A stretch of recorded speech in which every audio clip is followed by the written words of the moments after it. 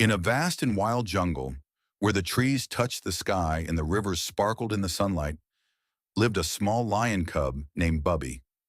Bubby was adventurous, brave, and curious. He had bright golden fur and big sparkling eyes that were always filled with wonder. However, despite his bravery, there was one thing that made him feel uneasy: the Caiman, a giant reptile that lived in the dark, murky river of the jungle. No one in the jungle dared to get too close to the river because the Caiman was known to be cunning, swift, and mysterious. One day, as Bubby was playing near the edge of the jungle, he heard a deep, rumbling voice calling out to him from the shadows. "Little lion cub, I have been watching you," the voice said. Bubby's fur stood on end, and he turned around to see the dark shape of the Caiman emerging from the thick jungle brush. Its green scales glimmered in the sunlight, and its yellow eyes glowed like two fiery lanterns. "Who are you, and why are you watching me?" Bubby asked, trying to sound brave but feeling a bit nervous. "I am the Caiman, and I am the guardian of the jungle's secrets," said the reptile, its voice smooth and mysterious. "I have a challenge for you, little lion. If you can face the trials I set, you will learn a great secret about the jungle. But if you fail, you may never know what lies hidden in the heart of the jungle." Bubby's heart raced with excitement and fear. He had always wondered about the jungle's secrets, but the Caiman seemed so fierce and wise. "What is the challenge?" Bubby asked, his curiosity outweighing his fear. "You must cross the river of shadows where the Caiman lives," the reptile replied. "But be warned, little lion, for the river is full of tricks. Only the clever and brave can make it to the other side. Will you take the challenge?" Bubby's mind raced. He had always wanted to explore the heart of the jungle, but crossing the river of shadows seemed like an impossible task. Still, he couldn't resist the allure of the secret that lay beyond. "I accept your challenge," Bubby said with determination. The Caiman led Bubby to the river of shadows, where the water was dark and swift. The river twisted and turned through the jungle, its surface reflecting the towering trees and swirling mist. The air was thick with the scent of damp earth, and the sound of rushing water filled the air. "The first trial is to cross the river," the Caiman said, its voice echoing through the trees. "But be careful. This river is full of tricks. It can play with your mind and lead you astray. You must use your wits, not just your strength, to make it across." Bubby looked at the dark water, feeling the current pulling at his paws. He wasn't sure how to cross, but he knew he couldn't back down now. He saw a series of stones jutting out from the water, leading across the river. Without hesitation, Bubby stepped onto the first stone. As Bubby leaped from one stone to the next, the water began to shimmer, and strange shadows appeared beneath the surface. Bubby's mind began to play tricks on him.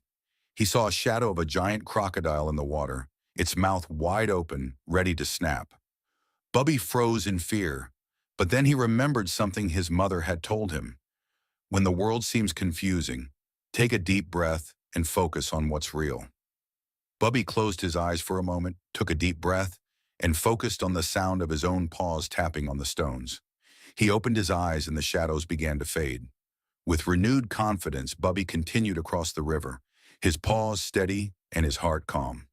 When he reached the other side, the Caiman was waiting for him, its eyes gleaming with approval. "You have passed the first trial, young lion. You used your wits and stayed calm under pressure. Now for the second trial." The Caiman led Bubby deeper into the jungle, through a thick and tangled forest. The trees grew so tall and close together that the sunlight barely reached the ground. The air was heavy with the scent of moss and earth. As they walked, Bubby began to hear strange noises echoing through the trees. The sounds seemed to come from all directions: whispers, footsteps, and even distant roars. "This is the forest of echoes," the Caiman explained. "In this place, your fears will speak to you in the form of sounds. If you let the echoes confuse you, you will lose your way. You must find the path forward and follow it without fear." Bubby's ears perked up as he heard a roar from behind him. He spun around, but there was nothing there. Then from the other side, he heard the sound of footsteps, growing louder and closer. Bubby's heart began to race.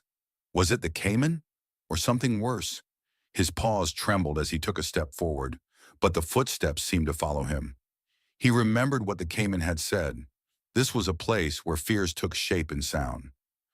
Bubby took a deep breath and focused on his senses. He realized the sounds were just echoes. The footsteps were not real. The roars were not from any animal in the jungle.